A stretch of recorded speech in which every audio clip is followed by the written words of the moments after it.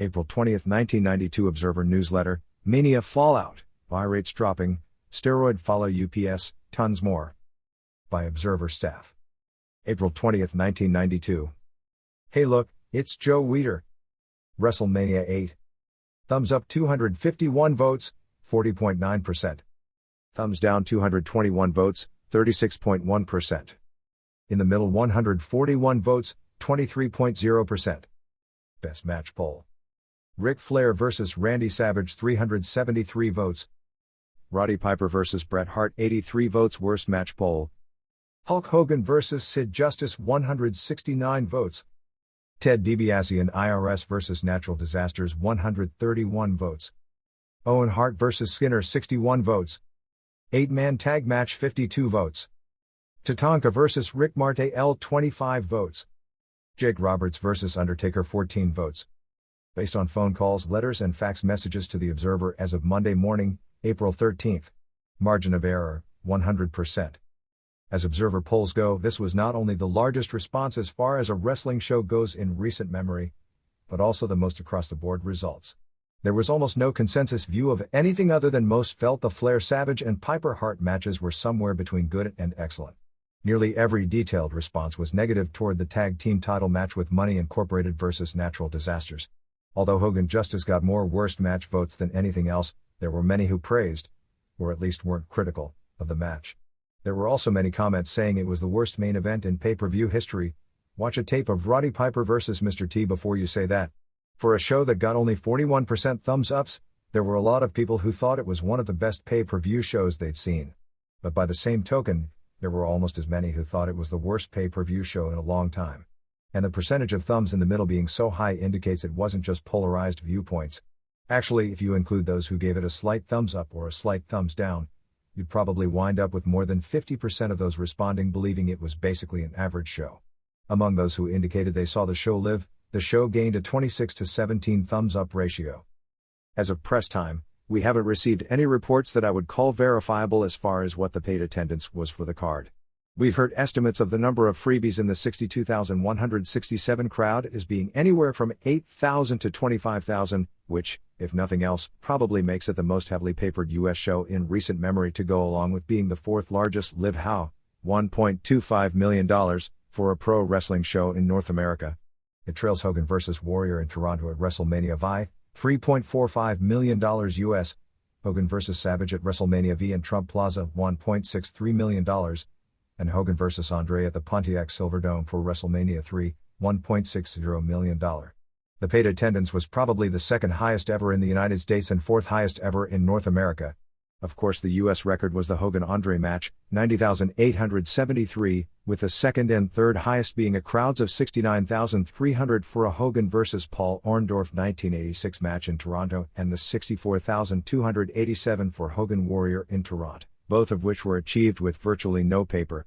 The next biggest US crowds officially would be 38,622 total, probably with very little paper, for a 1961 Pat O'Connor vs. Buddy Rogers match in Chicago and 36,295, of which 35,771 was pay, for a Bruno Sammartino vs. Larry Zbyszko match in 1980 at Shea Stadium in New York. One would suspect this show beat both of those out as far as paid attendance went.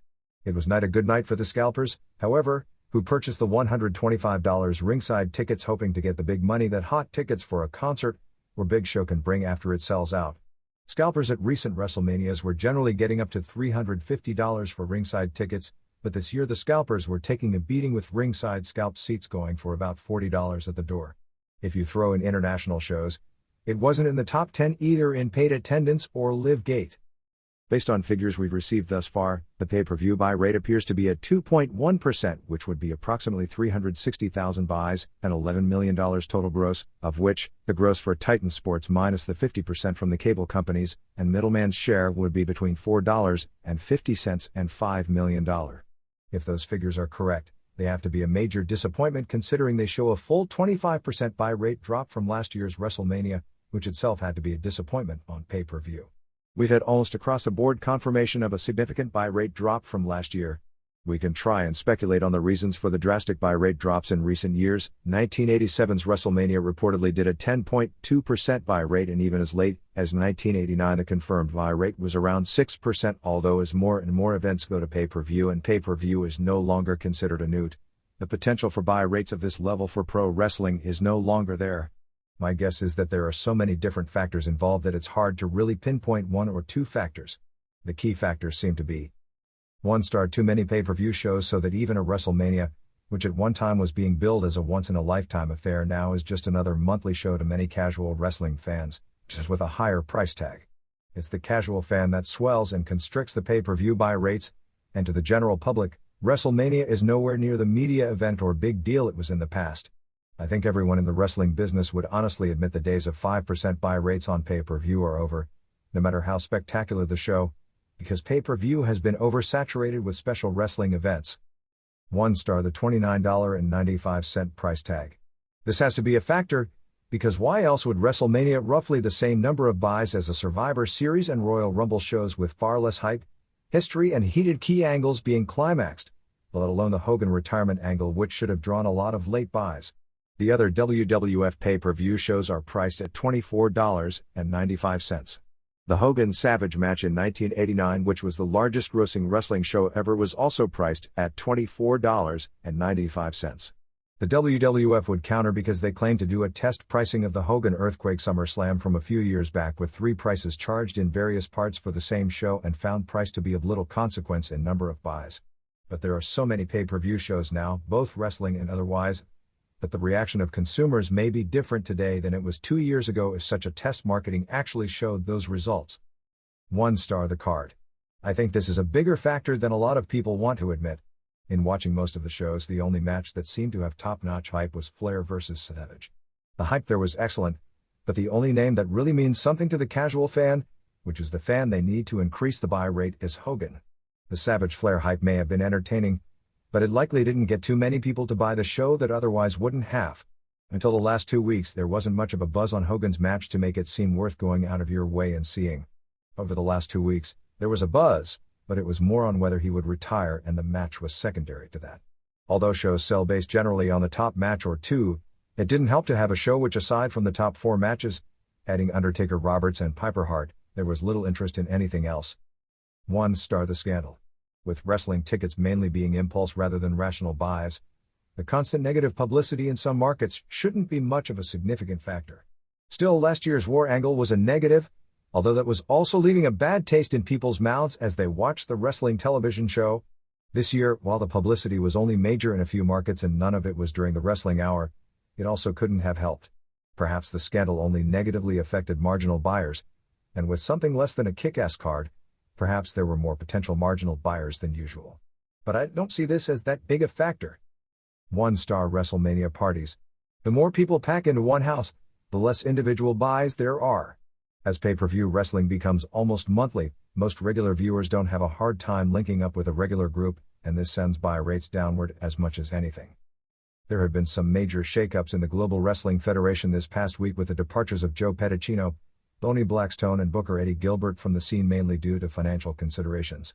Pedicino, who's the person most responsible for the promotion getting off the ground, was sent a message via fax on Wednesday from Andrews Entertainment, which had been funding the group since Carol Lindsay and Dan Overstreet dropped out late last year, that the group was cutting back because of financial reason. Since Pedicino, Blackstone and Gilbert all live in Atlanta, and the group runs weekly shows in Dallas, the decision was made to stick to local talent and eliminate transportation bills. Ironically, Pedicino and Blackstone had told friends they were going to drop out of the promotion at the end of the month anyway, largely because all the weekly stress and travel has wreaked havoc on Pedicino's health. Word is that the group will not only eliminate all fly-ins, but is also eliminating ground transportation money, which means several of the wrestlers who have been making weekly long drives in from places like Tennessee and Louisiana are also expected to be history, and the group will rely mainly on wrestlers living in Dallas. Although the group has been regularly preempted on ESPN of late due to the America's Cup, it won't be too long before they are expected once again to produce 3 first-run episodes per week, which is going to get old in a hurry with a much smaller talent base. The current plan is for Skander Akbar to replace Gilbert as booker and for house shows to continue to run weekly at the Dallas Sportatorium. Besides Gilbert, who holds the group's North American title, it is expected that Dark Patriot, Doug Gilbert, Bull Payne, Barry Horowitz, Danny Davis, who holds the group's light heavyweight title, Bruce Force, Sam Houston lead manager Bruce Pritchard, Ill Ref Sam Esposito, and television announcer David Webb won't be back after the next week or two. Scott Hudson and Stephen A. Truth's Point Counterpoint series will also be done away with, even though they were taping it out of Atlanta and there was no trans involved. Gilbert is scheduled to defend the NA title on Friday night against a mystery opponent, which will surely be the title change if he shows up. I believe GWF has 2 plane tickets left that are already bought and paid for and wants to use them to bring in Gilbert for the next 2 weeks, but no word on if Gilbert wants to stay. What this means as far as the future goes doesn't look bright. Even with using the non-Dallas talent and some fairly creative booking, the show was really little more than afternoon time filler on ESPN, and obviously the ad revenue that was supposed to keep the promotion afloat wasn't enough to maintain it even at that level. Whether cutting back on expenses even further will enable the group to stay solvent over the long haul is questionable. One suspects with the office staff cutbacks, the show will look even more like time filler, and any chance to gain any significant television following, which wasn't there to begin with, will be about nil. Hey look, it's Joe Weider. A few notes to update things from last week. The co-host of the WBF Body Stars television show, Cameo Canooer, is, in fact, the younger sister of Corey Everson, a many-time Ms. Olympia bodybuilding champion and now an aspiring actress who is in a Van Damme film. The guy who jumped into the ring at the end of the Flair Savage match that people kept insisting to me was J.J. Dillon, when it obviously wasn't, along with Jay Strongbow, Shane McMahon, Rene Goulet, Dave Heckner, etc. was actually Billy Gray Lyons, who was one of Jack Tunney's assistants in the Toronto Wrestling OFA. And after watching television this weekend, there are a few guys, all headliners or being groomed to be such, that make me ashamed. I even congratulated the WWF for producing the most steroid-free wrestling pay-per-view show of all time. Wrestlemania appeared to be just that, because most everyone did appear down or off. But then when you realize there is something fishy about a few of the guys who are only the guys the promotion is building around for the future, it seems the message isn't what it seems on the surface. Even today, a wrestler is better off for his long-term wrestling future to have little talent but have the genetics to achieve a freaky physique with help and take the steroids that give you the help than be very talented and not take the steroids. Speaking of more of the same, I've never been involved with steroids or any illegal drugs, Ric Flair on the WRC Sports Report with George Michael on March 31st. Got the suspicion that won't be the last time you read that quote? Well, if it's a true statement, it should and will be the last time you read it here. And if not, then whatever standards of honesty on what is purported to be a television news or talk show that Hulk Hogan is being held up to should also be held up to Flair. This isn't meant as a presumptuous statement, but once again, the problem isn't steroids, because very few top wrestlers have never tried them, but in having the guts to honestly deal with the issue. Speaking of which, enclosed please find a letter from Dr. Anthony Daly, the WWF drug advisor, to Vince McMahon, dated March 23 and included in the notebook for the Titan Steroid Symposium held the next day in New York. Dear Vince, I thought I would give you an update on our drug testing program for the WWF. First of all, from the very beginning, the athletes have been very cooperative and have been very receptive to the concept of testing. Even at our initial meeting in Massachusetts, where we outlined the program and attempted to educate them about steroids, I have been very impressed with their willingness to go through the program and with both their cooperativeness and their insight. Our initial anabolic steroid tests indicated approximately a 50% usage by the wrestlers. In all of the succeeding tests to date, there have been no indication that any of the wrestlers have continued to use anabolic steroids. Our recent tests, which were within the last 2 weeks, there were 15% positive, but even this figure is misleading in the sense that these were not new positives. As I informed the athletes, and as you well know, the anabolic steroids can remain in their system for some 6 to 9 months after the initial dosage is given. We do have a way, however, by measuring the ratio of metabolites in the urine to determine whether there is ongoing use of anabolic steroids or whether the athlete has in fact stopped using them. None of recent 3 positives indicate ongoing use, but in fact indicate that they have stopped, and the oil-based anabolic steroid continues to appear in their urine, although in decreasing amounts all the time. I think, therefore, that you should feel a great deal of pride in your achievements in this program, and the wrestlers themselves should take a great deal of pride in the results that we have obtained. Clearly they have accepted the program and have accepted the fact that they will no longer use anabolic steroids. My congratulations to you and to all of the World Wrestling Federation people. Incidentally, Vince, I have noticed several articles in the paper appearing about Hulk Hogan, and as an aside, he has been tested 4 times for anabolic steroids and has never shown a positive even on the very initial test. No indication of anyone continuing to use anabolic steroids since the first test, which was on November 13. Dr. Daly reiterated that statement in a phone conversation last week. Dr. Mauro Di Pasquale, who heads the new steroid testing program of the WWF, which starts in 2 weeks, specifically contradicted that point in a few other points in this letter. Specifically, the inability of the testing being done to determine whether the steroid testing positive for was due to current or past usage, and the inability of the test to detect amounts of steroids with any accuracy. An attempt to break the gridlock of medical opinion with Dr. John Lombardo, who heads the NFL drug testing, resulted in Lombardo's secretary saying the doctor didn't have the time to answer what amounted to 2 simple yes or no questions. I contacted a doctor who is an expert at beating the test and also a successful competitive bodybuilder on the regional level, works with local national caliber and Olympic athletes, mainly in the weight events like lifters, shot putters, discus throwers, hammer throwers, etc., and not one of his patients has failed a test yet, who is also very familiar with the politics of top-level bodybuilding, track and powerlifting, all of which steroid test in some fashion. He's not at all familiar with the politics of pro wrestling but does watch it. As for the possibility there has been no use at all since November 13, he said, "Of course not. You know that's bullshit. The possibility of that doesn't exist." He also said that in some sports and in many other businesses that the doctors are bought and paid for, but said that they all know that's also just about impossible to prove. He obviously had no knowledge of that being the case here, other than he felt Di Pasquale was really on the ball in most of his writings on the subject, and Di Pasquale's newsletter and books have consistently and repeatedly stressed steroid testing as a negative, and had never heard of Dale. He did say that the NFL is pretty clean as compared with other sports like bodybuilding and track. He said he didn't know whether the test could detect if use was current or in the past, or if it could accurately detect levels of steroids in the urine to determine such. The 2020 piece on steroids in sports was scheduled to run this coming Friday, April 17, which means has already run before most of you will get a chance to read this. Approximately 20% of the 15-minute piece is about pro wrestling, concentrating on the late Ed Gantner, Billy Graham, and Hulk Hogan.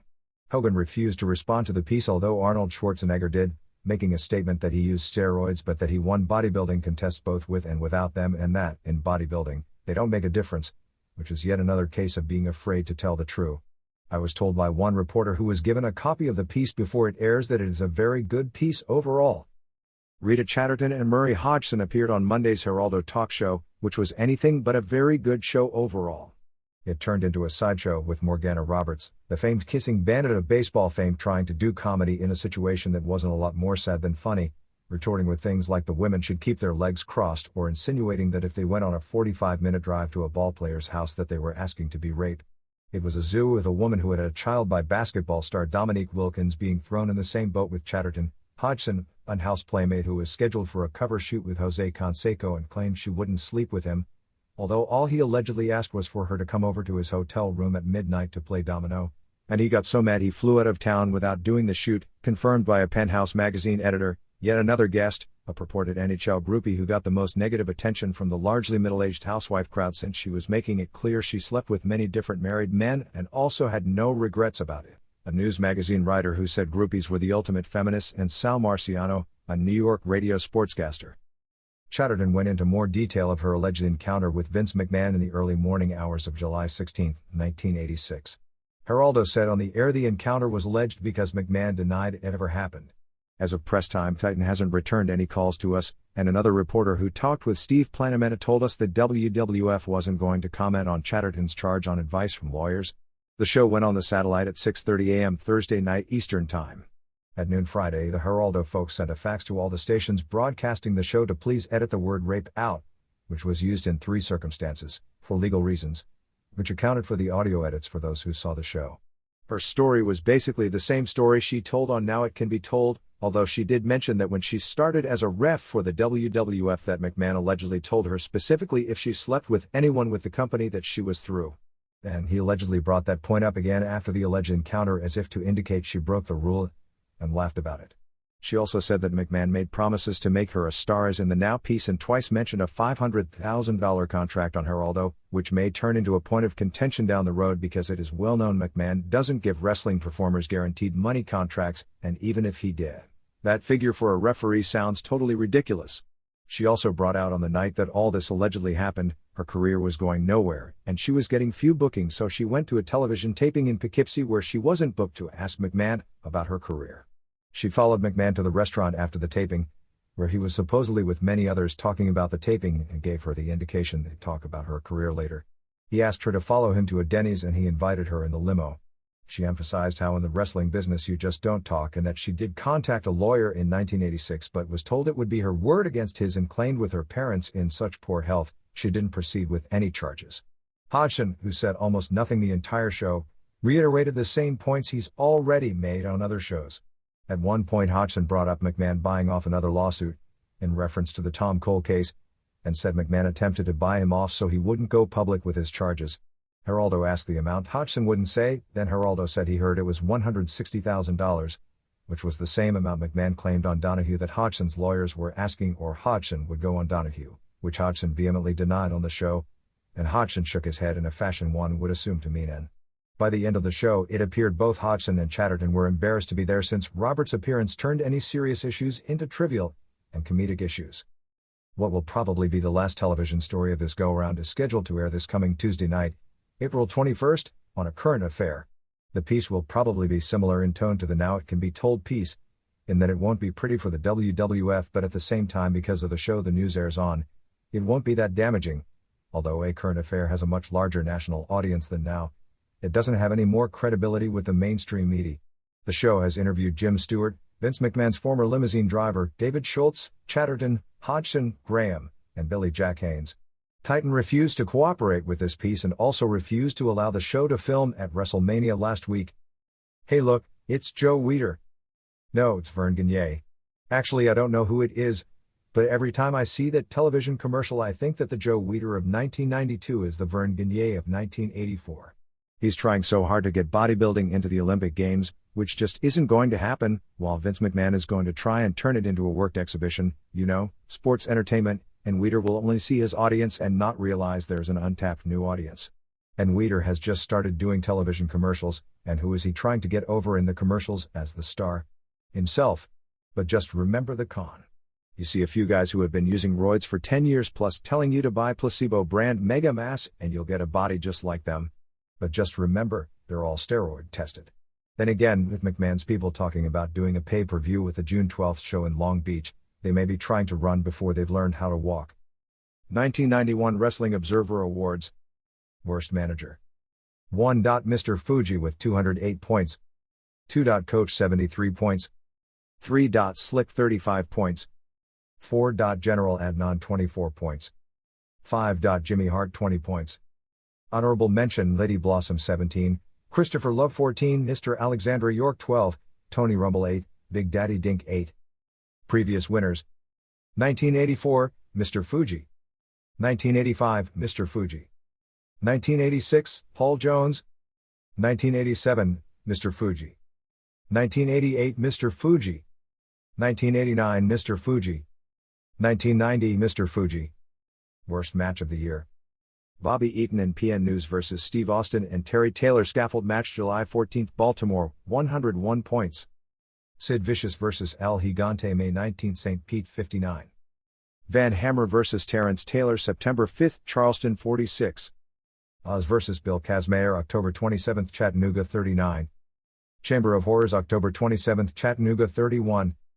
Honorable mention Hulk Hogan vs. Undertaker 11-27 Detroit 27.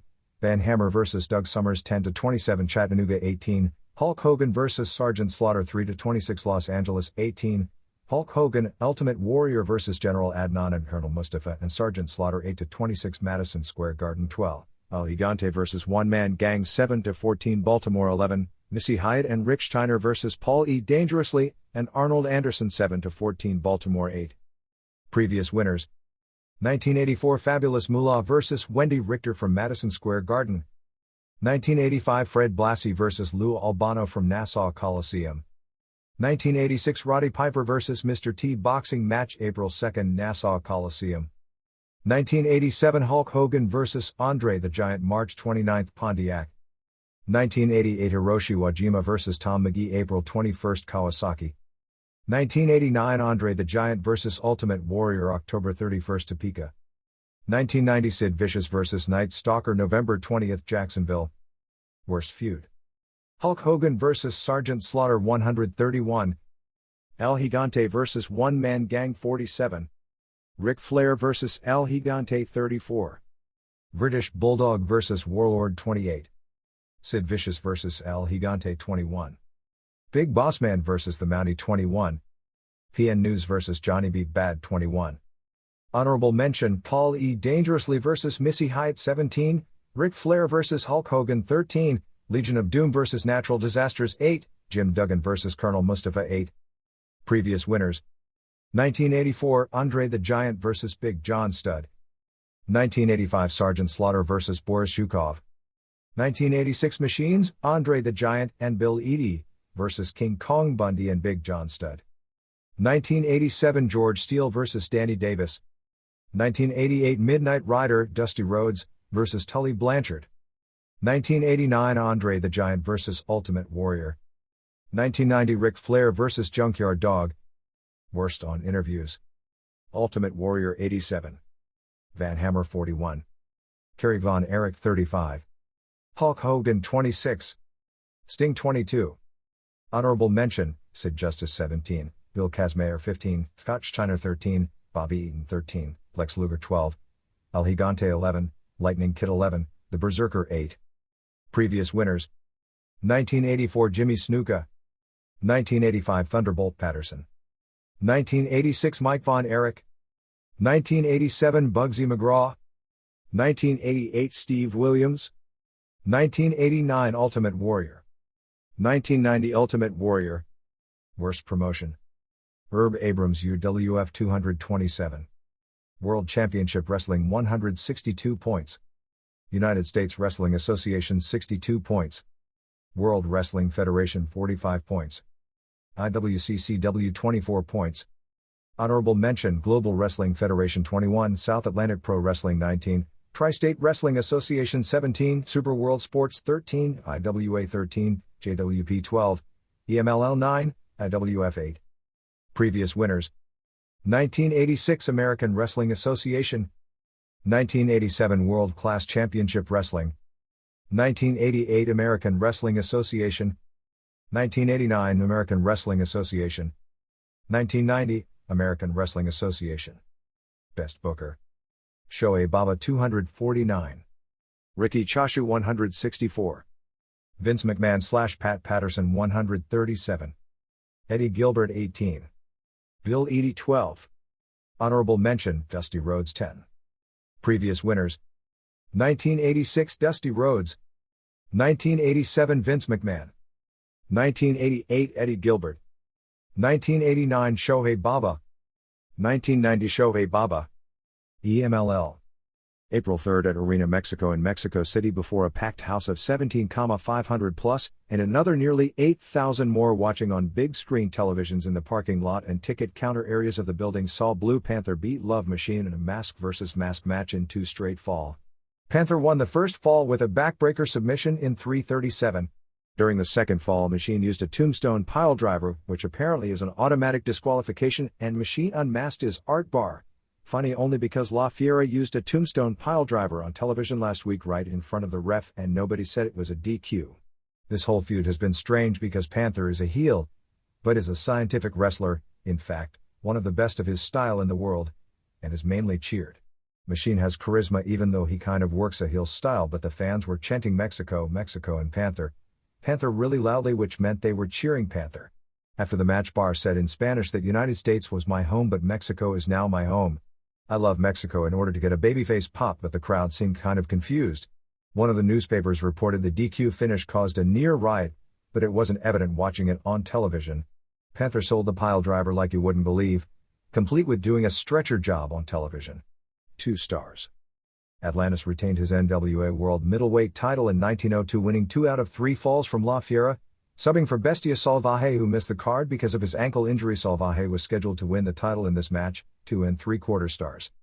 Conan and Rayo de Jalisco Jr. and Pero Aguayo won 2 straight falls from Mexican Trios champion Cien Carson Mascara Año 2000 and Universo 2000 in a non-title match which had been pushed during the week as Conan's farewell match, but nothing was said about it at all on television. 3 stars 1 quart. And the TV opener saw the Untouchables Massacre and Pierroth Jr. and Jacques Mate win 2 out of 3 falls from Mascara Sagrada and Apollo Dantes and Octagon. 3 stars. Satanico is headed to SWS this coming week to defend the NWA Light Heavyweight title against Ultimate Dragon on April 19th in Tokyo, and you can pretty well bet on a title change there. On March 26 in Cuernavaca they held a trios tournament with Los Brazos beating the New Infernales, MS1 and Satanico and Pirata Morgan, and the Untouchables beating Los Guerreros Mayas, two of whom are former UWA stars Jose Luis Feliciano and Black Terry, who are both very good worker, and finishing with the Untouchables beating Los Brazos plus Ponzoña won a non-title match from Mexican welterweight champ Ciclón Ramirez to set up a title match in that city in a few weeks. All Japan women wrestlers Akira Hokuto and Itsuko Mita debuted on April 4 in Mexico City under the names Akira and Mita as heels, teaming with Maria del Angel to beat Lola Gonzalez and La Olímpica and Super Estrella. April 10 at Arena Coliseo in Mexico City, which airs Sunday on Galavision, has Love Machine and Black Magic, Norman Smiley, and Ultimate Dragon vs. Fiera and Satanico and Mystery Partner. They are saying Panther is still injured from the pile driver, so he'll miss the booking. Also Atlantis and Mano Negra, Sagrada vs. Fuerza Guerrera and Jerry Estrada and Emilio Charles Jr., IGA and Koga Masao Orihara and Takayuki Nakahara from SWS, and El Filiso vs. Tony Arce and Rocco Valente and Vulcano Akira and Mita vs. Shochito Hamada and Gonzala. Leo del Solitario is out for a few weeks with a broken left arm. Brazo de Plata was stopped by the commission from some wrestling, and rumor has it he'll cancel his next Japan tour because his physical showed heart problems. As those who have seen him know, Plata, built like a shorter Buddy Rose, is an amazing worker, but at 300 pounds on a 5'5" frame, is way too fat. About 2 or 3 months ago he collapsed after a match on the road, and the doctor told him he needed to exercise and get his weight down at least 60 pounds because he's ruining his heart by working so hard every night at that weight. But apparently he continued to do what he likes best, which is eat all day and watch wrestling videos, and his heart got worse, although his brothers are trying to downplay the problem. He did work April 12 at Arena Mexico in the main event as Los Brazos beat El Hijo de Lizmark and Faraón. Pierroth defended the CMLL World Light Heavyweight title against Sagrada on April 11 in San Luis Potosi. Connect makes a rare EMLL appearance on April 11 in Xochimilco, teaming with Pirata Morgan and MS1 vs. Aguayo and Octagon and Aaron Grundy, Mike Shaw. A movie called La Revancha starring Atlantis and Octagon is doing huge box office business in Mexico in its 4th week, and those two have, through the movie, become the hottest babyfaces in the promotion again. Canadian vampire Casanova is still around. Conan is working a farewell tour angle, and one of the spot shows this past weekend drew nearly 15,000 fans. He's also appearing on an afternoon soap opera and has a rap record that was just released. Genichiro Tenryu and another SWS star will be brought in for a major card September 18 at Arena Mexico for the 59th anniversary of Lucha Libre being promoted by the Luteroth family. UWA. The Headhunters are now feuding with Los Cowboys, Silver King and El Texano, and will probably end up with some title shots at the Cowboys UWA World Tag Team belts. Pero Aguayo is working some dates for this group, as on April 9 in Zacatecas he teams with El Hijo del Santo vs. Negro Casas and Scorpio, and the next night in Tlalnepantla he works as a heel teaming with El Espanto Jr. vs. Santo and Mil Mascaras. Pegasus Kid, who is super over right now, retained his WWF Light Heavyweight title beating Fishman with a superplex off the top rope in the main event of the April 12 show at El Torreo in Naucalpan. Also Connect, now a full-fledged babyface, although that won't last long, and Villano Trace and Villano V beat Bam Bam Bigelow and the Headhunters when one Headhunter did a diving headbutt off the top rope. Trace moved and it hit his brother, and both were knocked out and pinned. Also El Texano and Silver King and El Psicodelico drew Negro Casas and Rambo and Dr. Wagner Jr., Villano 4 and El Colosso and Phantasma beat Canadian Tiger, Mike Lazansky, and El Espanto Jr. and Scorpio, with Tiger turning face after the match in Kendo, and Los Dragones Chinos beat Shu El Guerrero and Momotar, Masa Michinoku, and Lobo Rubio. Andre the Giant headlines the April 19 show at El Torreo, Japan. The April 5 All Japan television show headlined by Akira Tao vs. Toshiaki Kawada drew a strong rating. New Japan was preempted for golf this past weekend, while All Japan aired the 30-minute draw between Jumbo Tsuruta and Mitsuharu Misawa this past Sunday night.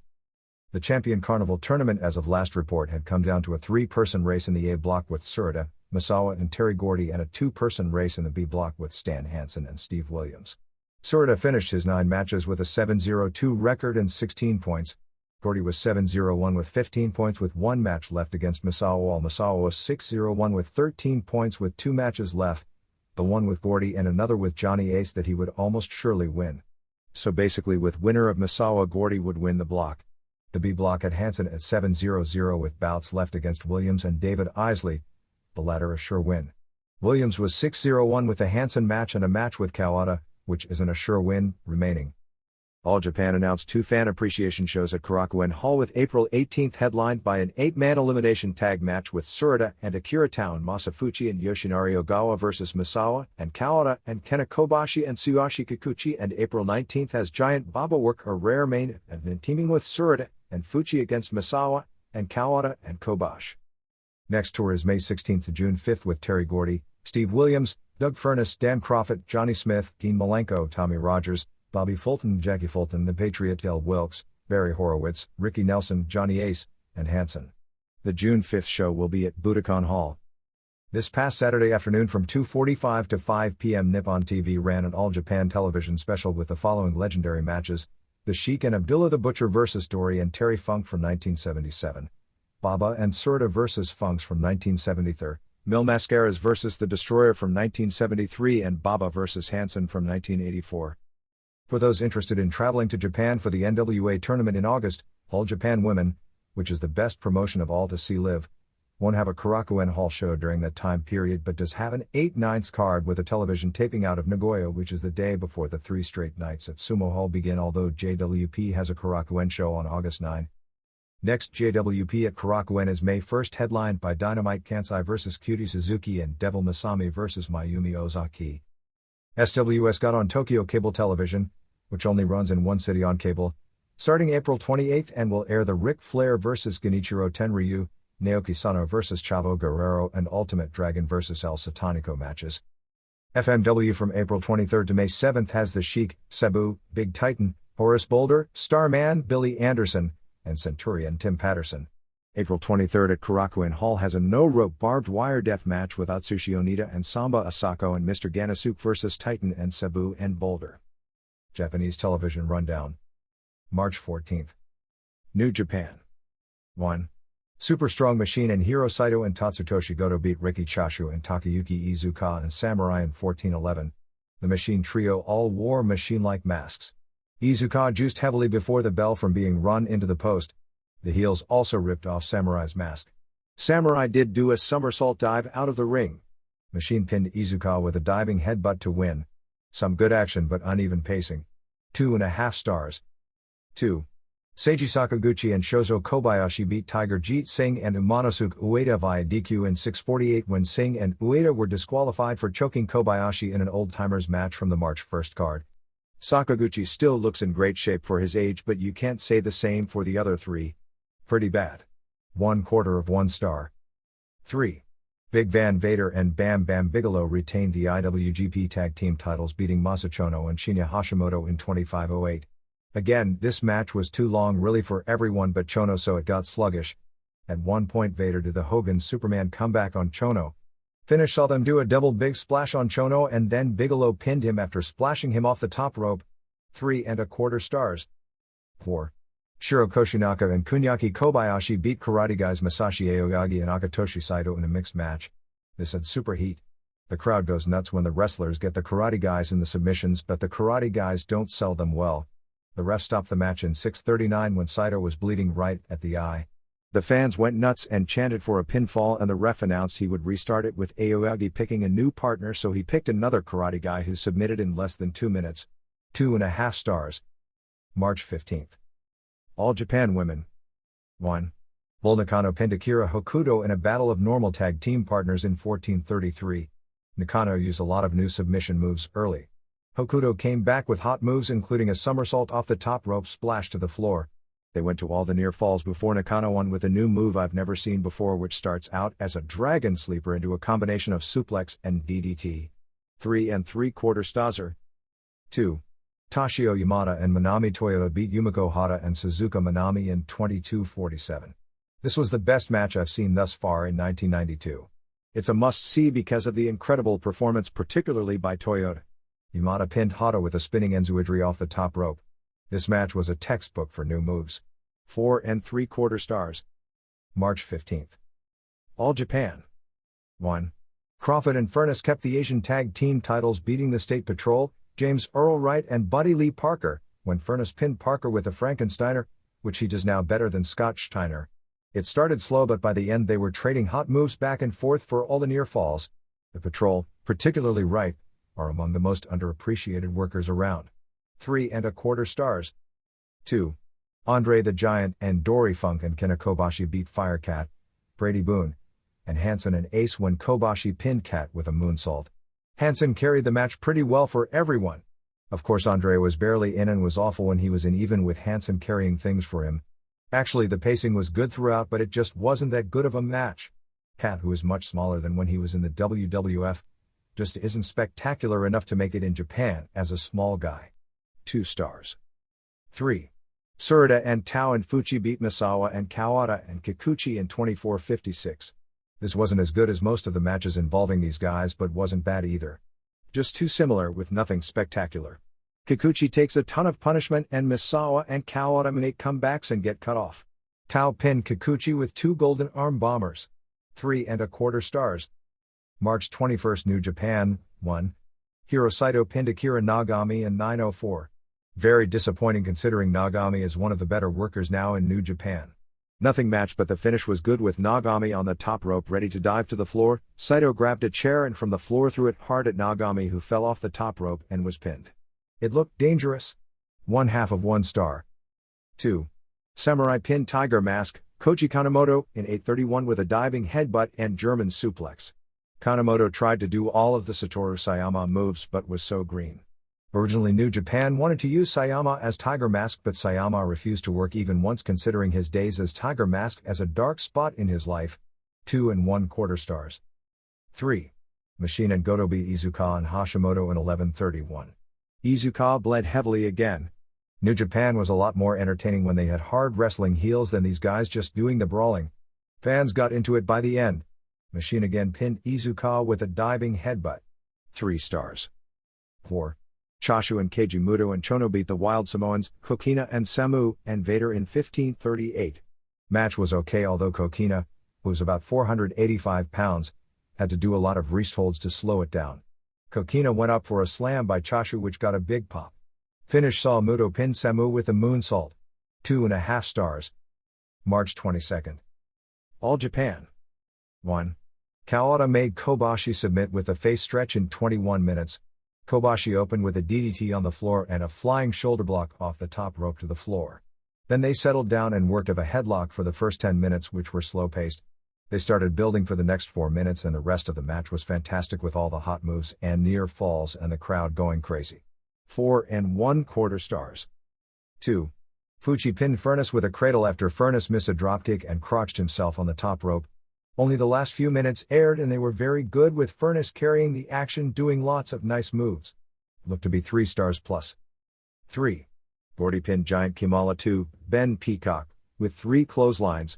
Kimala has gained even more weight and looks to be around 400, while Gordy looks maybe 250. Not good. 4. Hansen pinned Crawford with a lariat. What aired looked very good, with them working out an interesting big man versus smaller man match. 5. Tsuruta and Ogawa beat Misawa and Kikuchi. This was an excellent main event with hot pacing and great moves going back and forth and a lot of excitement.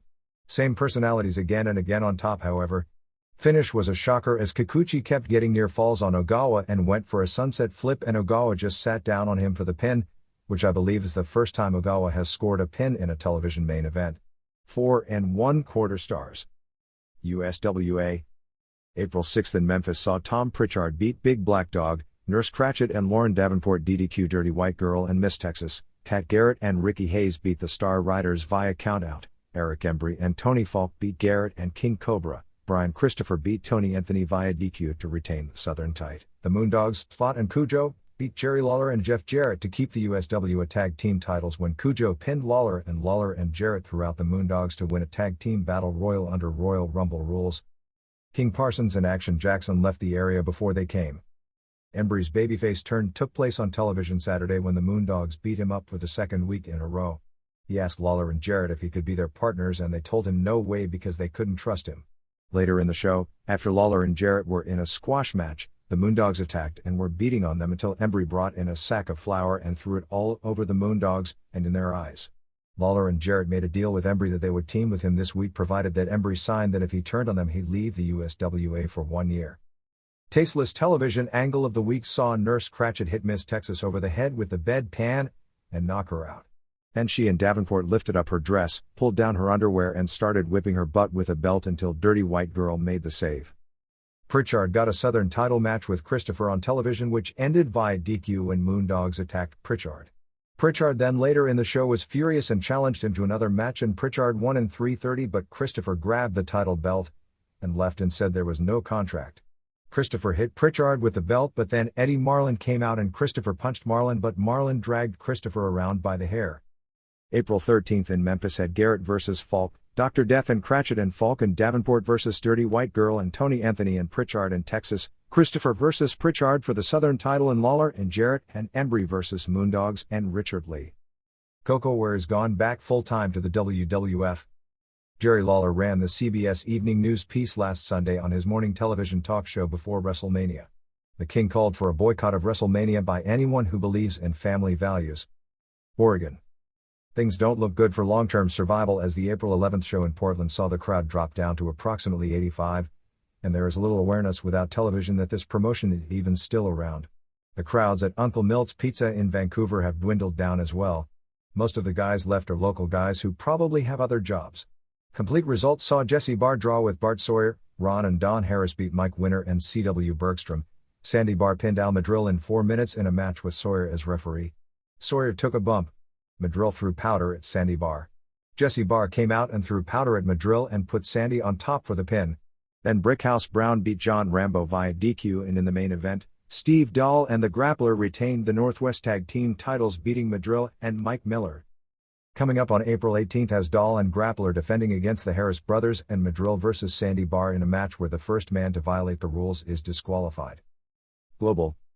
The April 10th show at the Dallas Sportatorium drew 400. No television shows taped, strictly a house show, as Stephen Dane pinned Todd Overbo in less than 10 seconds. Terry Sims went to a 20-minute draw with the Viper, Mike Davis. Gary Young pinned Scott Putski when Dane hit Putski with a chair after a ref bum. Bill Irwin pinned Bull Payne. James Beard beat Bruce Pritchard in a match where the winner had to strip the loser down to his underwear and Pritchard was left in the ring with a G-string and the main event saw Eddie Gilbert and Angel of Death beat Dark Patriot, Doug Gilbert, and Big Bad John when Angel, who never tagged in during the entire match, hit Patriot with a chair and Eddie pinned his brother. Apparently this card was really bad. With so many of the guys leaving, it appears the headline feud will be the new babyface tag team of Rod Price and John Tatum against Akbar's team of the Goodfellas, Young and Dane. The scheduled show for April 17th has Young and Dane vs. Sims and Putski in the only match promoted and announced on Friday night.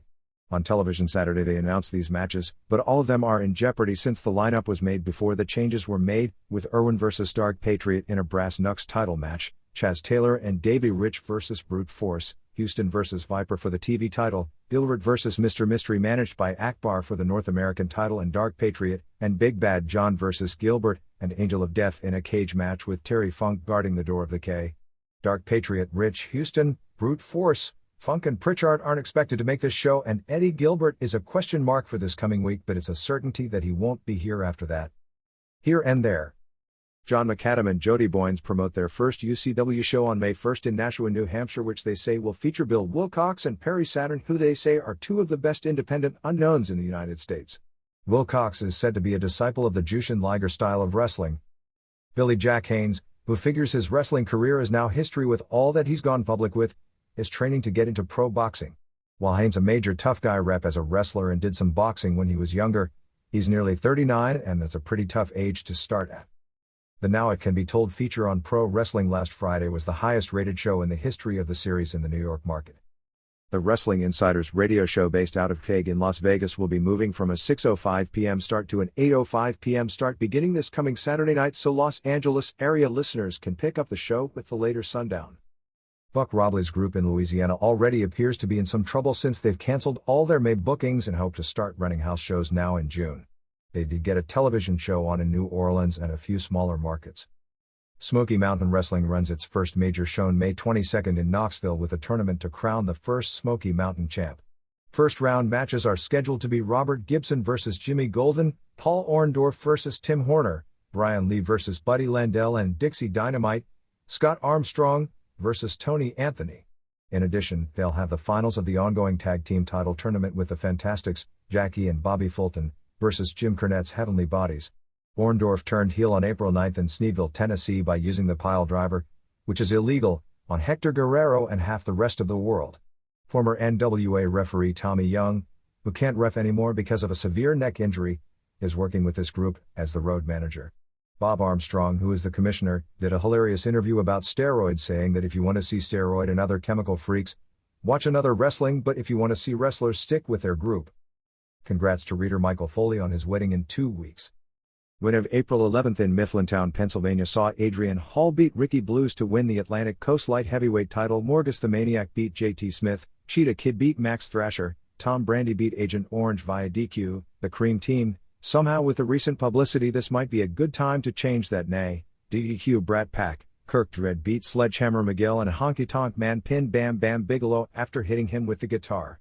Next show is May 2nd in Tamaqua, Pennsylvania with Bob Backlund vs. Paul Orndorff on top, plus the return of Salvatore Bolomo. I knew that would get someone excited. NWL on April 12 in Hagerstown, Maryland saw Coco Ware pin Dragon Master, Rusty Thomas beat Heidi Lee Morgan, and Neil Superior won the SAPWA title from Helmut Hessler in the main event, which was taped for SAP Wrestling.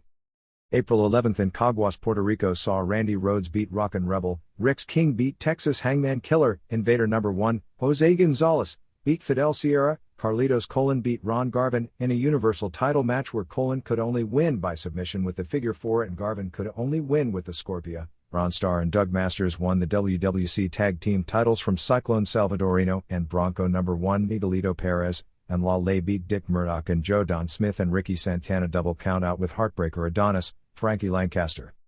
Leigh Thornton became the first Middle Atlantic States champ, beating Tejo Khan on April 11 in Dallas, Pennsylvania for promoter Jack Williamson. Rod Price, Action Jackson and King Parsons as the Blackbirds.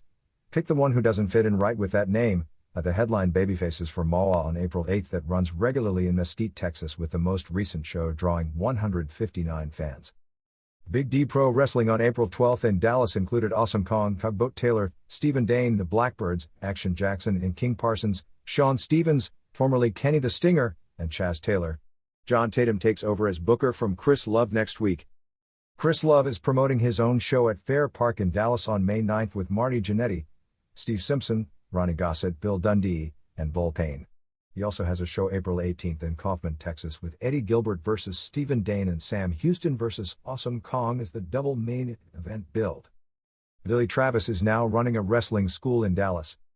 The Wild Bunch beat the Nightmares in a 58-minute main event on April 4 for Motor City Wrestling in Troy, Ohio before 750 fans. Hollywood Heavyweight Wrestling Promotions has its first show on May 31 at the Hollywood Palladium. WWF. Highlights from the Wrestling Challenge television taping on April 7 in Toledo before 6,500 fans. Owen Hart and Coco Ware were put together as a regular tag team called High Energy, with them doing simultaneous dropkicks off the top rope as a finisher. They beat Coco Ware and Barry Horowitz in 6:57 1-star. Chris Walker pinned Brooklyn Brawler and Money Incorporated. Ted DiBiase and IRS beat Bushwhackers 1/4 of 1-star, all in bouts taped for prime time. In a dark match, Money Incorporated beat Jim Duggan and Sergeant Slaughter via DQ 1/2 of 1-star. The genius Lenny Poffo was given a television squash win, and he wore an outfit that made him look like the Riddler from the Batman movies. In another dark match, Sid Justice went to a double countout with Undertaker that lasted a marathon like 3:25 1/4 of 1-star. Rick Martel and Tatanka had another confrontation in the aisle. Shawn Michaels beat Bret Hart via countout 2.5 stars. British Bulldog vs. Repo Man, to start their feud, started with a ref bump and then Repo grabbed his rope and tied it to the ring rope so Bulldog couldn't power slam him. It ended up with Repo Man hanging Bulldog over the top rope. Also, Ultimate Warrior pinned Papa Shango in 5:03 1/2 of 1-star in a match where Warrior missed every other move he tried, and Randy Savage pinned Ric Flair in 6 minutes when Mr. Perfect accidentally gave Savage the foreign object, and he used it, and they began teasing a Flair Perfect breakup 2.25 star. April 8 in Kalamazoo saw Savage beat both IRS and Flair, same finish as Toledo with the breakup being teased. Warrior beat both Skinner and Shango. Berserker DDQ Undertaker to start a feud as Berserker KO'd Paul Bearer with his shield and went after Undertaker with the sword. Chris Walker did a stretcher job for Justice. Martel sprayed arrogance into Tonka's face. Money Incorporated beat Slaughter and Duggan via DQ. Michaels beat Hart via countout. Undertaker double countout Justice, and Santana beat Repo Man via DQ. Roddy Piper did a practice Piper's Pit which will never air, where he started criticizing Geraldo Rivera and talked about how Mike Tyson and Buster Douglas have been arrested and all sorts of other nonsense. His guest was Brooklyn Brawler. Glad to see them continue the program with Martel and Tatanka, because it's so cool to hear Martel say Tatanka. It's like you've got this arrogant European model who sounds like he's stuttering while he's doing interviews. On the David Letterman show on Friday night, when Howard Stern was his guest, Letterman joked that Stern's first job was a ring boy for the WWF. Wonder if anyone outside of New York understood that joke. Primetime Wrestling on April 6 did a 2.6 rating, which is really low for the day after WrestleMania, while All-American the day of Mania did a 2.0, also very low considering. April 12 in Sussex, England saw Santana pin Repo Man, Bret Hart pin Michaels, Duggan pin Dino Bravo, Legion of Doom beat Nasty Boys, Bulldog pinned Flair, you read that one right, and Savage pinned Mountie to keep the WWF title. I believe every show thus far in Europe but one, in the Netherlands, has sold out. For those of you wondering about the whereabouts of the Warlord, apparently he had all his gear stolen in Winnipeg a few weeks back. Think about that. Can you imagine a burglar breaking into his hotel room? I mean, like, what if the guy was in there? And if you got any clothes, like, who would it fit? I'm sure there's tremendous black market demand for pitchforks anyway. Well, maybe they were looking for what Dr. Harvey really had in that medical bag. Judging from the television commentary during a Jake Roberts squash on Challenge this weekend, they don't expect him back. WCW. We've got the complete lineup, subject to mucho changes between now and then, for the June 20th pay-per-view show out of Mobile, Alabama. Besides the 4 top matches we listed last week, which will be Ricky Steamboat versus Rick Rude in an Iron Man match in which the match will go 30 minutes and whomever wins the most falls will be the U.S. champion when it's over, Medusa versus Missy to determine the real First Lady of WCW in the bikini contest, and 2 other things like a tug-of-war and volleyball gay. I know, you need at least 2 people on a side for a volleyball game, Sting versus Cactus Jack with falls counting anywhere on the Gulf Coast. While this match won't draw a lick on pay-per-view, it does have the potential for them fighting on the beach for great suplexes in the ocean, burying people's heads in the sand and other bizarre comment. American Scotch China versus Terry Gordy and Steve Williams. The advertising has already been sent to the people who do cable guides that this will be for the World Tag Team title, which tells you something right there. JT Southern versus Johnny B. Bad to determine who has the right to use initials in WCW. Van Hammer versus Greg Valentine to determine the real Hammer in WCW. Nikita Koloff and Dustin Rhodes and Barry Windham versus Steve Austin and Arnold Anderson and Bobby Eaton and Brian Pillman versus Scotty Flamingo for the light heavyweight title. Pillman should be back in about 3 weeks from his back injury. Sting suffered a cracked rib and bruised sternum on April 12 at the Omni in a match against Big Van Vader. No word on how long he'll be out of action for certain, but as of Monday night the estimates were from 2 to 4 weeks. If it's closer to the latter, they'll most likely run an angle at the television tapings Tuesday night at Center Stage to explain his being out of action. Nikita Koloff will be moved into the main event spot against Vader at the house shows until Sting can return, and talk is that they'll acknowledge the injury as soon as Saturday morning on TBS. Great Muta starts in early May for tag matches where he was to team with Sting against Rude and Vader, but that'll probably be changed to Muta teaming with either Steamboat or Koloff if Sting isn't ready by then. Dustin Rhodes suffered a concussion Sunday afternoon in an auto accident and missed the Omni, but it isn't expected to keep him out of action for any length of time. As far as the Jake Roberts rumors are concerned, I do know there has been talk, but I don't think there's any deal finalized as of yet. It depends on his contract situation with WWF most likely. Jim Ross was hinting on the Power Hour, talking about Snake Watch on the 900 number. Cactus Jack was on the Howard Stern radio show for 30 minutes with Fred the Elephant Boy on March 31st promoting the Meadowlands show. Steve Armstrong was simply fired. There will be other lower-level guys who also won't have their contracts renewed. April 9th in Knoxville, Drew 700 as Junkyard Dog pinned Richard Morton, Mike Graham and Greg Valentine beat Marcus Bagwell and Tom Zenk, Ron Simmons pinned Cactus Jack, Nikita Koloff pinned Diamond Dallas Page, Rhodes and Barry Windham beat Larry Zbyszko, and Steve Austin in a bunkhouse match. Steiners beat Eaton and Anderson via DQ, Sting pinned Vader and Rude beat Steamboat via DQ when Steamboat was caught using the title belt. Taylor had his knee scoped and will be out for a few more days. Correction from a television result from last week when Zenk and Bagwell beat Flamingo and Southern. It was Southern who did the job, not Flamingo. The first episode of the new format WCW show did a week 2.2 rating on April 4th, while Main Event going head-to-head with Wrestlemania did a 2.0 and Power Hour did a 1.9. The second episode of the new format show wasn't nearly as good as the first. The shows are dragging and they're only 90 minutes, which doesn't bode well for 2 hours. About the only thing memorable was Steamboat's interview, which was real good. Only thing is, he did several others almost identical on all the other shows over the weekend. The Freebirds vs. Taylor and Ballantyne 2 out of 3 fall match confirmed my previous suspicion that with the wrong people, 2 out of 3 falls doesn't make for fun television. April 10th in Murfreesboro, Tennessee drew 1,000 and April 11th in Chattanooga drew 1,900 with all the same results as in April 9th Knoxville. WCW aired a clip on one of the shows this weekend plugging the return of Muta, showing him having Lex Luger tied up. Stephen A. Truth on CH69 in Atlanta said a line that got a few WCW folks upset when he said he was sorry to hear about the terrible accident that befell Eric Bischoff. He fell down and broke his hair. April 12th at the Omni drew an estimated 4,300 as Zank pinned Valentine in 15 minutes 1 star. Koloff pinned Page in 9 minutes 1/2 of 1 star. Bagwell pinned Morton in 10 minutes 1/2 of 1 star. Simmons pinned Jack in 6 minutes 2.5 stars. Wyndham and JFD beat Zbyszko and Austin in a bunkhouse match in 6:58, which included Wyndham taping Zbyszko's mouth shut and many different foreign objects used, including the return of the dreaded plastic bag over the head gimmick 2.5 star.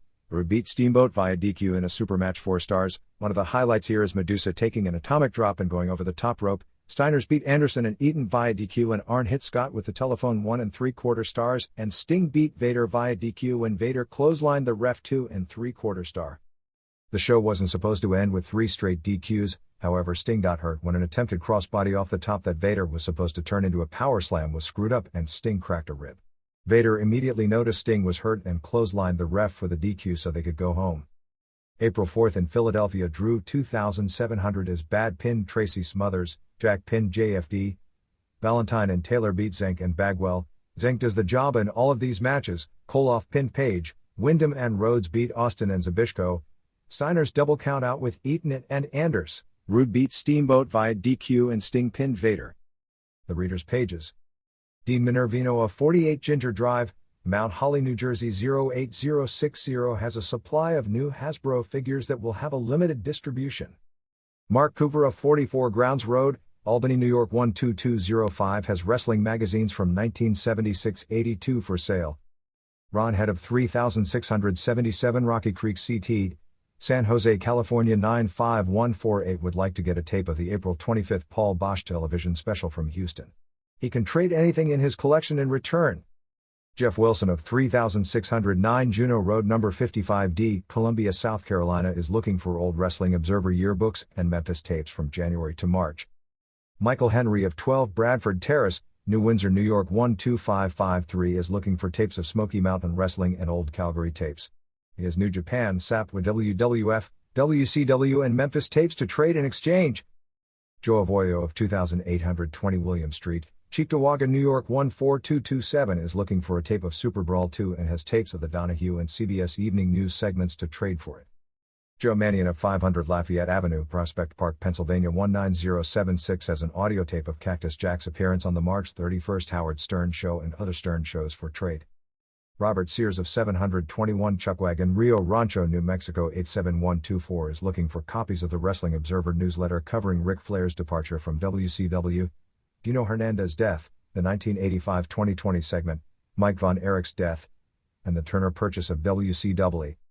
Brian Dyke of 615 15th Ave SE No. 13 Minneapolis, Minnesota 55414 is interested in obtaining WCW and Florida tapes plus any interviews with Abdullah the Butcher and would like to hear from Grateful Dead fans.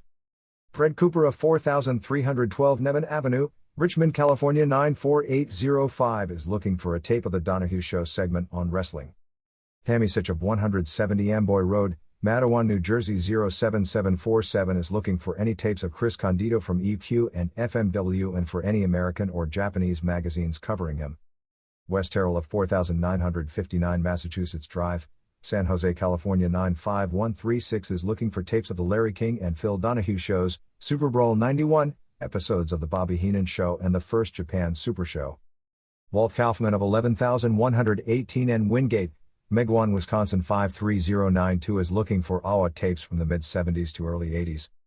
Paul Caesar Walker of 328 Torino Drive No. 4, San Carlos, California 94070 is looking for a tape of the Donahue Show. Andy Levy of 13 Fox Meadow Garth, Westminster, Maryland 21157 is looking for a tape of The Donahue Show. Joe Sliney Jr. of 52 Hyatt Street, Providence, Rhode Island 02909 is looking for tapes of the Jumping Bomb Angels, Jaguar Yokota, Mimi Hagawara, Devil Masami or Monster Ripper. Wrestlemania. Thumbs in the middle for Wrestlemania. It was basically a two-match card with Randy Savage vs. Ric Flair sparkling and Bret Hart and Roddy Piper turning in a solid effort. Hulk Hogan vs. Sid Justice showed just how inept a wrestler Justice is, since Hogan has shown he can have a good match given a good opponent. Joe Manion. Prospect Park, Pennsylvania. I saw Wrestlemania live and it was hands down a thumbs-up show. The best match was Flair vs. Savage followed by Piper vs. Hart. The Ultimate Warrior comeback got the biggest pop of the show. Nobody but the WWF knows how to put on a show like this. Michael Fox. Indianapolis, Indiana. Thumbs down. There weren't many high spots. Flair vs. Savage was good, but not great, but easily the best match and had excellent heat. Hart vs. Piper had its moments, but Piper couldn't keep up with Hart. Below spots. Where do I begin? Hogan vs. Justice. The match sucked, although that was expected. It was hard to tell, but the heat wasn't overwhelming. Money Incorporated vs. Natural Disasters. How can two of the best technicians in the sport be involved in such a bad match? Earthquake at least tried, but Typhoon is the pits. The second try bump over the top rope was awful and the ending for a pay-per-view match was inexcusable. I forgot one more high spot. They skipped the Bulldog vs. Berserker match. As usual, Gorilla Monsoon was both irritating and missed several key moves. Bob Trobick. Charlotte, North Carolina. I gave the show a 7.5. The best match was Savage vs. Flair, which I felt was a 4-star match. Runner-up was Piper vs. Hart at 3.5 stars. The worst match was a tie, the 8-man tag and the Owen Hart vs. Skinner match. Bob Rudd. Greenbelt, Maryland. Wrestlemania was quite disappointing. It reminded me a lot of WrestleMania V in that so many of the matches had no interest and it showed. Worst match was Hogan vs. Justice. This match had it all. Missed moves, 2 long rest holds, a Papa Shango run-in, a screw job finish and the return of the Ultimate Warrior. Best match was Flair vs. Savage. I think a lot of people were expecting too much out of this match, but the work was solid and the ending was a surprise. The whole show seemed rushed. John Stevenson. Guelph, Ontario. Thumbs in the middle. The bad matches were mediocre at best. I couldn't believe how boring the Shawn Michaels match was. The Undertaker should be renamed the Sleepwalker. But the few good matches were good enough to save the show. What puzzles me is that they obviously know how to put on good matches like Savage vs. Flair and Hart vs. Piper, so why do they almost never do it? Savage Flair was the best match, pretty much everything I hoped it would be with the WWF's most entertaining workers. Money Incorporated vs. Disasters was the worst. They had to work hard to be worse than Roberts vs. Undertaker, but they did it. Hogan vs. Justice was surprisingly entertaining considering that neither can work worth a damn. Stephen Grant. Vancouver, Washington. Lucky for me, WrestleMania didn't cost me anything but time, but I still felt ripped off watching it at a friend's house for nothing. A real piece of phlegm. Worst match everything except Piper vs. Hart and Flair vs. Savage. Hart Skinner was a total waste of time and Hart's talent. The finish of the tag team title match was filth. I'd like to nominate Hogan vs. Justice as the statue match of the year. Good points about the show. Bobby Heenan. He amazed me. Along with Jim Cornette, he has one of the fastest mouths in the business. I loved Paul Ellering's thinking pose during the Legion of Doom interview. I was also intrigued by seeing the Ultimate Warrior look like a deflated tire. At least he's off the juice. Fred Cooper. Richmond, California. I gave the show an 8 rating. The best match was Flair Savage and worst was Money Incorporated vs. Natural Disasters. I gave that one -3.5 stars. Hogan Justice was okay, and seeing the Warrior back lets me know the WWF can't be serious at all about the steroid issue. The one thing I know is the WWF isn't going to be hurt by all the problems they've been having. Jerry Wilson. Columbus, Indiana. Sexual harassment. I realize that nobody cares about women's wrestling, or so it seems at times, but what about steroid use among the women? I've been curious about Terry Power in the LPWA. Nobody could ever convince me she's not roided up because she's so masculine it's scary. Black Venus, Gene Kirkland, also looks like someone on the juice. I'm not really sure about Reggie Bennett. She could be just overweight. How about lesbian sexual harassment? I've known for years about Pat Patterson, but I've also known all about, for just as many years. I've heard that many of the women working regularly had to do sexual favors for her, and that's why Debbie Combs, Vivian Vachon, and Betty Nicoli didn't get pushed. I'd really appreciate your input on steroids and sexual harassment in women's wrestling. Jack Thompson. Salt Lake City, Utah. Response for Dave Meltzer: I'm sure there is some steroid use among the women, particularly of the ones who look like contest bodybuilders, although I doubt it's anywhere near as prevalent as with the men. Actually, believe it or not, this is the first I can recall hearing about lesbian sexual harassment among women wrestlers in this country, although I certainly can't say there aren't prevalent rumors regarding lesbians in pro wrestling. I do remember an ex-woman wrestler, Lady Maxine, who wrote a magazine article after she retired and hinted that some of the women were lesbians, and I believe mentioned one of Moolah's assistants by name, but I don't remember her indicating there was pressure to be that way or pushes based on favor. Given the nature of the wrestling business, whether true or not, rumors are going to persist in that regard. In Japan, I'm pretty well convinced the lesbianism is fairly prevalent from several first-hand reports, although nobody has ever indicated to me pushes were based on sexual preference or favors. Vince McMahon. Sour Grapes. Sour Grapes was Vince McMahon's response to Barry Orton's claims on the Entertainment Tonight feature on the sexual harassment allegations. Sour Grapes was Vince McMahon's response to claims by promoters in John Stossel's 2020 piece a few years ago that he was doing things to keep them out of buildings and trying to develop a monopoly. I just happened to see both those pieces along with The Donahue Show, which was riveting television, back-to-back last week. Perhaps there is no connection, but for some reason one sticks out in my mind. Here is a guy who is using a skillet to drain the water out of his sinking ship and continues to pan for the gold before he tosses it. Everyone can sing Vince McMahon's praises for what a genius he is and that you can't take away, but everything he's done of late are the actions of a desperate man, trying to get one last big payoff, just in case. Vince has yet to eat his sour grapes, but the bowl is standing right in front of him.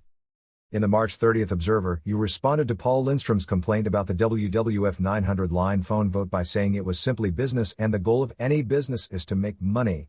I think the gist of the letter was the fraud involved in running a fake contest. Everybody has the right to try and make a buck, but that voting was done with a great deal of slipperiness. It wasn't specifically announced as a way for callers to decide the main event, but it was presented in a way that President Jack Tunney would be taking the phone calls into consideration before deciding on the main event. At least when Bill Apter runs a bogus contest, all he gets are some new mailing addresses. He doesn't even get a cut of the 29 cents involved in mailing unless he has a secret deal with the post office. In addition, Vince McMahon advertised this Wrestlemania as it may be Hogan's last match when he knew full well whether it would or wouldn't be. I know the whole business is built on a lie, so what should I expect? Chris Martin. Springfield, Illinois. Donahue/King. Congratulations on a great Phil Donahue show. Even though I believed Barry Orton's story, I can't give credence to a pro wrestler passing a lie detector test. The nature of wrestling makes it easy for a wrestler to believe lies themselves. Scott Stevens. Richmond, Virginia. I just finished watching the Larry King segment and I'm now thoroughly convinced that Vince McMahon is the biggest jerk on the planet Earth. His lies were enough to make me puke. How can he say nobody in the WWF is on steroids? Even the most naive of people had to see through that. And then he pushes Sid Justice in the main event at Wrestlemania. Another thing hard to stomach was his attitude on the show. He tried to pretend he was innocent as a baby and the entire world was plotting to destroy him. But every time Bruno Sammartino started to make a point, McMahon kept interrupting him because he was afraid of what he might say. I found it absolutely hilarious when Sammartino started laughing out loud at McMahon's lies. Vince would lie and Bruno would laugh. The way he reacted made everyone see right through McMahon's lies. It was evident from the phone calls and viewer reaction. Nothing at all in support of Vince McMahon. I disagree that Sammartino came off as someone with a vendetta or even that he came off angry or irate. As a matter of fact, it was Vince McMahon who came off petty as he kept trying to belittle Sammartino. I do agree that Barry Orton didn't get his point across well at all. Maybe McMahon will realize the best way to correct his company's problems is to deal with them honestly. Maybe if he does that, people will take him seriously instead of laughing at his lies. Andy Levy. Westminster, Maryland. Enjoyed your work on the Phil Donahue show. It's too bad there wasn't this kind of media interest in pro wrestling in the past because I might still be in the business. I have never seen any of Murray Hodgson's television work, but he was impressive on Donahue. Not only was I a pro wrestling announcer for 8 years, but I was also a radio DJ in a major market for 16 years and taught broadcasting subjects for a number of years. I think I've got the credentials to spot someone who could or couldn't do a good job as an announcer for pro wrestling. Murray Hodgson appears to be just another outsider not willing to play the game. Jay West. Marietta, Georgia. DM, Jay West was a longtime ring announcer and employee of Georgia Championship Wrestling during its ratings heyday on the Superstation. Homophobia. Nothing sickens me more than hearing Vince McMahon cry homophobia when he created the most stereotypical queer character ever in the wrestling business with Adrian Adonis. Didn't a Titan spokesperson after Adonis died say they had to get rid of him because his lifestyle didn't fit into their family entertainment? The lifestyle that McMahon himself concocted. He should remind himself that Adonis left a wife and children behind. Having just read Charles Shepard's book, Forgiven, detailing the PTL debacle, the parallels are uncanny. Most conspicuous is the pathological lying and hypocrisy on McMahon's part. It seems inevitable that a book will be written on the WWF, which blows me theory that the first legitimate wrestling book would be an exposed by Hulk Hogan written 6 months after his retirement that would do more damage to McMahon than anything that is being doled out today. Whoa. In fact, the book seems to be writing itself. It's so clearly full of the stuff that publishers dream of: sex and violence. You have written about people getting no response as far as books because of wrestling's supposed illiterate audience. All the mainstream wrestling books have almost exclusively been short on text and long on poorly cropped photos. Scandal, not history, sells. I didn't pick up Forgiven for its enlightening religious prose. If the book isn't written by someone in the know, but instead a bandwagoning hack, the book will no doubt make interesting reading but will be plagued by inaccuracies, hyperbole and conjecture based on information based from where? The best source is The Observer. If a man of Larry King's supposed intellect can't get it, how can some tabloid writer? No wrestler has credibility or marketability to interest a mainstream publisher except Hogan. Orton or Schultz might write fascinating reads, but only a small press house will publish them, and they may never even see the light of day due to the threat of lawsuits that would certainly follow and a small press publisher may back down from. You may not have the interest and you surely don't owe it to anyone, but you're the obvious choice. In order to get to the truth about PTL, Shepard had to, at one point, decide to cross the line between covering PTL to investigating PTL. Will you cross that line? You don't owe it to anyone, and I commend you for your objectivity and integrity. It says volumes that you didn't appear on ABC's Nightline because they were going to spend too much time debating whether wrestling was real versus fake. From a publisher's standpoint, they may consider you too objective.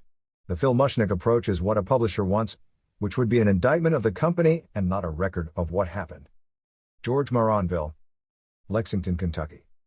Steroid testing. I am chairman of the Kentucky State AAU Bodybuilding Association, where we face a situation very similar to that found in pro wrestling in regard to steroid use by our competitors. We drug test a number of contests, but our experience is that the naked eye is a more accurate gauge for steroids than either polygraph or urine steroid tests.